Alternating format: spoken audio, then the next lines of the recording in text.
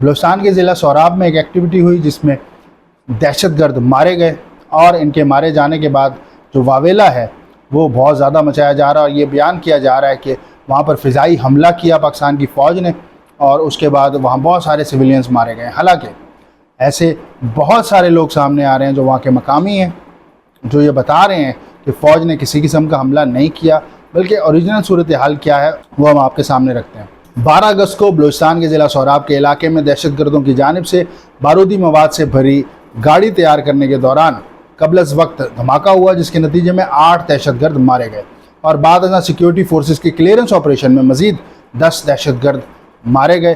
اس کارروائی اور ثانوی دھماکوں کی زد میں آ کر 3 مقامی شہری بھی شہید ہوئے، جبکہ بعض حلقوں اور سیاسی جماعتوں کی جانب سے اس واقعے اور مبینہ فضائی کارروائی کے الزامات کے بعد صوبے میں احتجاج کا اعلان کیا گیا۔ اب ہوا کیا اور کس طریقے سے، کس ذریعے سے پاکستان کی سیکیورٹی فورسز کو یہ اطلاع ملی کہ وہاں پر دہشت گرد کسی بڑی کارروائی کی تیاری کر رہے ہیں؟ کچھ تاریخیں ایسی ہیں جو ان دہشت گردوں نے مارک کر رکھی ہیں اور انہیں بہت پسند ہیں۔ ان تاریخوں پر یہ پاکستان کی ریاست اور ریاستی اداروں کے خلاف حملے کرنا اپنا فرض سمجھتے ہیں۔ 11 اگست، 16 اگست، 14 اگست، 26 اگست، ان تاریخوں پر یہ لازمی پاکستان کی ریاست کو ڈین ڈالنے کی کوشش کرتے ہیں اور دنیا کو یہ بتانے کی کوشش کرتے ہیں کہ جی ہم نے پاکستان کے خلاف بڑی کارروائی کر لی۔ ایسی ایک کوشش میں سوراب بلوچستان کے بالکل بیچ میں موجود ایک ضلع ہے جہاں بہت زیادہ آبادی نہیں ہے، وہاں دہشت گردوں نے اپنی ایک کمین گاہ بنائی۔ وہاں وہ ایک بڑے حملے کی تیاری کرتے ہوئے بارودی مواد تیار کر رہے تھے، جو تیاری کے دوران پھٹ گیا۔ اس مواد کے پھٹنے کی وجہ سے 8 دہشت گرد وہاں جہنم واصل ہو گئے اور وہاں کافی پینک پھیلا۔ اس پینک کے پھیلنے کے بعد ان لوگوں نے اپنے ہینڈلرز کو، جو ان کے باسز تھے افغانستان میں موجود، ان کو اطلاع پہنچائی۔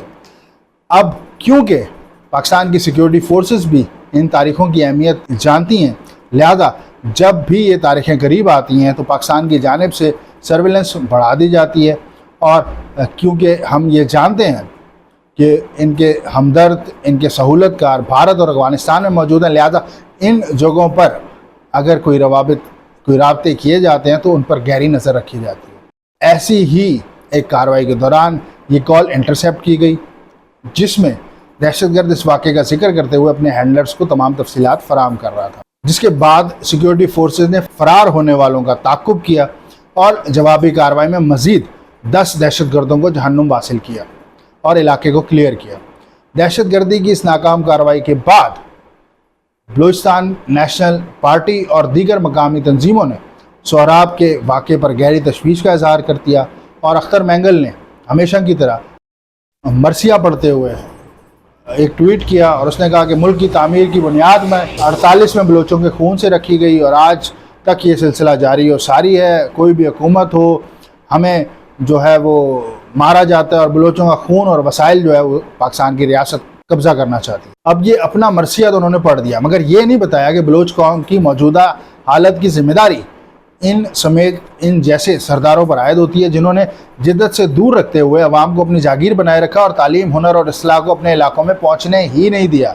اور موجودہ دور میں بھی جب یہ سب اب بلوچوں کو مل رہا ہے تو پاکستان بننے کے بعد پہلی بار بلوچستان میں سرداروں کی بنائی ہوئی جہالت کی دیواریں گر رہی ہیں، تب بھی یہ روشن مستقبل کی بجائے انتشار پسندوں کے ساتھ کھڑے ہو کر نوحہ پڑھ رہے ہیں۔ مینگل صاحب، اگر یہ بارودی مواد اپنے مقام مقصود یعنی کوئٹہ، گوادر یا کسی اور بڑے شہر میں پہنچ جاتا اور دہشت گرد اپنے مقاصد میں کامیاب ہو جاتے تو کیا مرنے والے بلوچ نہیں ہوتے؟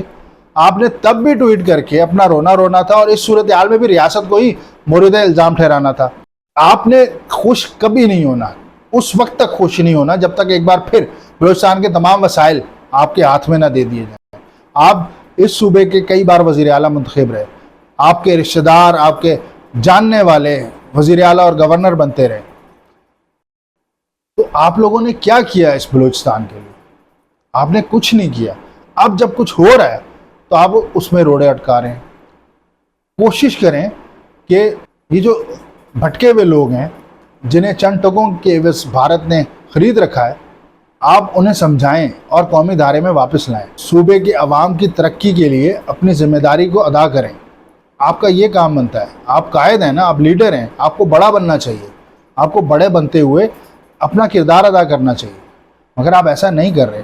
خدا را مثبت رویوں کو پروان چڑھائیں اور منفیت کو چھوڑ دیں.